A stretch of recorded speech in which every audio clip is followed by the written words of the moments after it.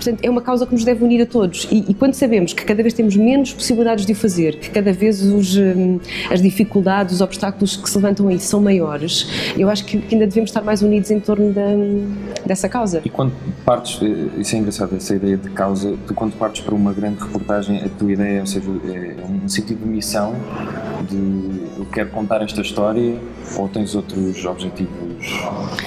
Não tenho nenhuma agenda, quer dizer, não sou justiceira, não quero fazer justiça, eu quero denunciar, eu quero contar uma história.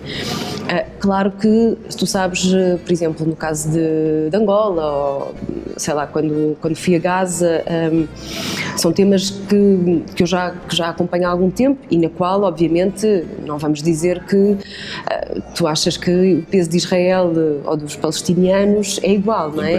E nesse aspecto, nem que seja porque há um desequilíbrio grande entre forças, não é? Naquele caso é um David e Golias, claro, tu até podes contestar o Hamas ou podes contestar, enfim, algumas coisas da forma como as sociedades islâmicas estão organizadas, mas aquilo é um caso distinto, não é?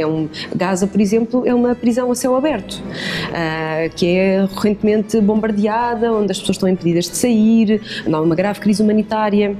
Portanto, tu não podes tratar da mesma maneira a vítima e aquilo que, para mim, é um claro opressor, não é? Tal como em Angola, tu não podes dar o mesmo tempo de antena a uma família, enfim, de ditadores, não é? E à elite que a envolve, aos ativistas, aos jornalistas, não é? Às pessoas que são presas e perseguidas, como o Loti Beirão e os outros.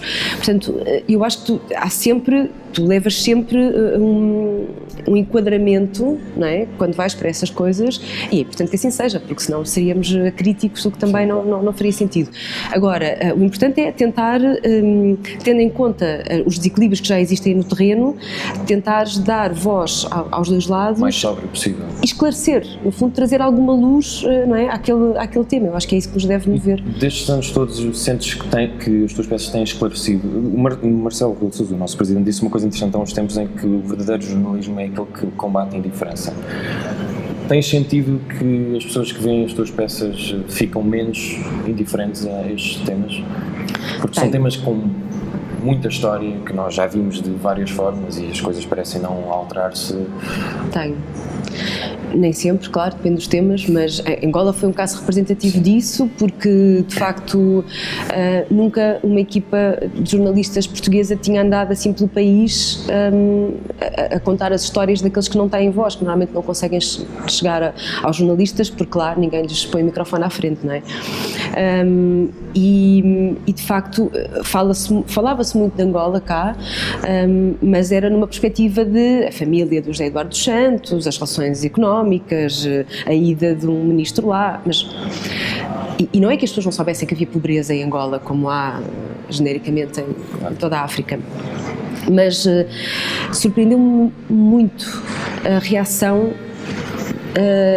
das pessoas que viram aquelas 3 grandes reportagens. Eu tive durante 15 dias, 3 semanas, eu não conseguia fazer mais nada que não fosse, eu estava constantemente, eu não consigo deixar uma mensagem por responder, não consigo.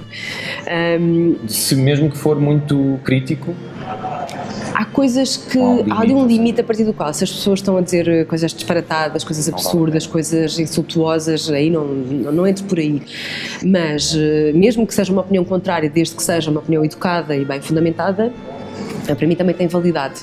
Eu tive 3 semanas só a responder mensagens no Facebook, através do nosso centro de apoio ao telespectador, pessoas que não sei como descobriram o meu e-mail e que me mandavam mensagens diretas, tudo e mais alguma coisa a agradecer, não tinham noção de que a realidade angolana era aquela, pessoas que queriam ajudar, pessoas que queriam, porque a terceira reportagem era sobre um centro de uma mulher que tinha dedicado a vida a resgatar crianças vítimas de maus tratos e de abusos da rua, pessoas que queriam ajudar, que queriam adotar, saber se era possível adotar crianças. Portanto, sim, isso foi assim, foi um trabalho muito difícil de fazer, muito arriscado até, mas aquelas reações, sabes, o retorno foi tão bom que fez mesmo sentir, não, de facto, não estava a chegar cá.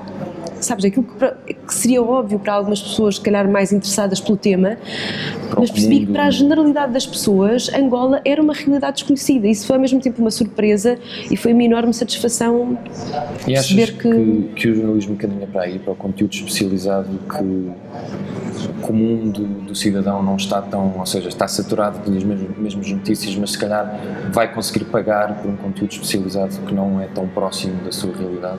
Ou achas que, quer dizer, andamos aqui há anos a falar da crise do jornalismo e quais os novos modelos, mas eu gosto de fazer esta pergunta porque cada jornalista tem a sua opinião. Eu não te consigo dizer isso, sinceramente. Podia dizer que sim, que podia dizer... Não sei, porque eu ganhei uma bolsa da FLAD há uns 5 anos, uns 5 ou 6 anos.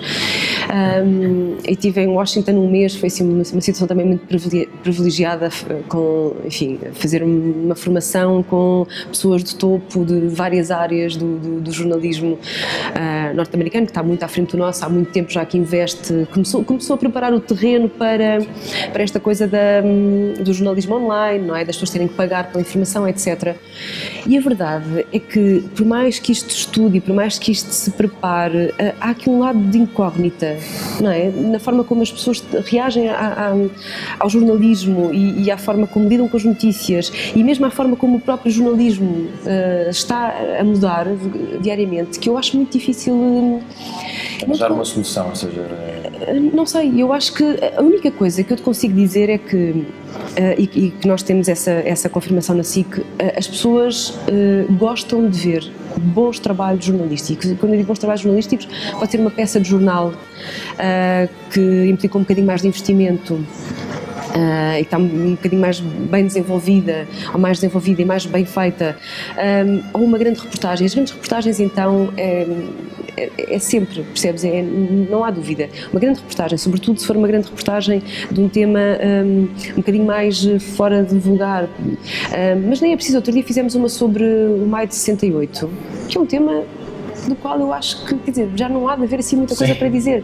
A reportagem estava de facto muito bem feita, teve uma ótima audiência, excelente audiência. À partida seria algo que, se me dissessem, achas que vai fazer bem ou não? Ou seja, há a prova de quem gosta de ver outras coisas e de uma maneira, salvo raríssimas exceções, as grandes reportagens têm excelente audiência. Portanto, o jornal começa, eu posso falar do jornal da SIC, quando começa tem uma audiência às vezes um bocadinho mais baixa. Se há uma grande reportagem, inevitavelmente começa a subir. É sempre a subir até a grande reportagem acabar. Eu acho que isto tudo devia fazer com que os nossos diretores refletissem um bocadinho sobre, se calhar vale a pena apostar um bocadinho mais na qualidade, se calhar vale a pena dar um bocadinho mais de tempo aos jornalistas. Respirar mais. Para respirar mais, não é? À pressa e à caça uns dos outros. Em vez de andarmos todos no mesmo alinhamento, os jornais todos a abrirem da mesma maneira, não é?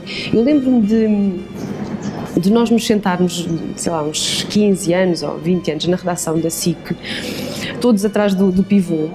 Era um acontecimento, o início do primeiro jornal e do Jornal da Noite, e às vezes até do último jornal, que dava tipo à meia-noite e tal. E nós todos nos sentávamos a ver o jornal, era assim um acontecimento. Queríamos ver as nossas peças dentro do alinhamento do jornal, nunca se sabia bem, às vezes havia alterações e tal, nunca sabias bem onde é que ia dar, e porque o jornal era sempre, era uma coisa desafiante, era uma coisa nova, percebes? Havia sempre surpresa ali. E agora a maior parte das pessoas não vê, a maior parte das pessoas que faz televisão não vê televisão. Porque não há surpresa, tu sabes que aquilo não te vai surpreender e que é exatamente igual veres um jornal de uma estação ou da outra, porque não se foge muito dos temas da agenda, não é? E eu acho que isso é que eu não percebo, como é que continuamos a insistir nesta fórmula. Sim, até porque já percebemos que as pessoas gostam de outras coisas. Se calhar não compensa tanto estar a perder tempo com a mesma agenda e é um caminho sem retorno. Só para terminar, 2 perguntas. Nós estamos aqui na sala dos imortais. Já alguma vez pensaste que o teu trabalho pode ficar imortal? Gostavas que o teu trabalho ficasse para... Ou seja, que as pessoas falassem do teu trabalho nas aulas, isso é uma coisa um bocadinho diferente. Não me importava, mas nunca tinha pensado nisso, de facto nunca tinha pensado nisso. Gostava que, assim, pudesse ser usado como um bom exemplo. Isso seria uma coisa que me faria ficar feliz. Hoje em dia se vai muito para o jornalismo pelos motivos errados. E houve uma altura que dei aulas de géneros jornalísticos e não foi uma experiência de que eu tenha gostado muito, não me deixou muitas saudades e felizmente só durou 2 anos, porque, enfim, foi uma experiência, haverá outras, mas defrontei-me com uma realidade que é a mesma com que me defronto muitas vezes lá na redação quando chegam pessoas novas, que é encarar o jornalismo como uma montra, sobretudo o jornalismo televisivo, não é? E uma coisa que me surpreendeu muito, depois percebi porquê, era que a generalidade dos meus alunos queriam ser ou pivôs, bom, pivô não me surpreendeu assim tanto, mas jornalistas de guerra,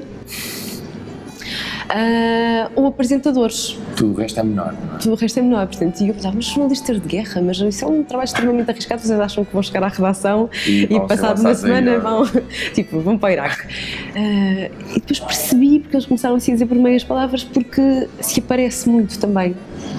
Não é? É um trabalho muito conceituado. Sim. E que implica uma grande exposição. E agora com as redes sociais há muitos jornalistas que passaram também ou seja, também se mostram, não é? Sim. Sim, as redes sociais são também uma montra. Isso é bom e mau, porque às vezes o jornalista passa a ser notícia também, ou seja, escreve, vejam aqui este grande trabalho que eu fiz, mas isso... Sim. Eu acho que o trabalho quando é bom não precisa de ser, quer dizer, deve haver sempre um mínimo de promoção, não é? Para que ele chegue às pessoas, mas não precisa o jornalista não precisa de autopromover o seu trabalho, ele deve valer por si.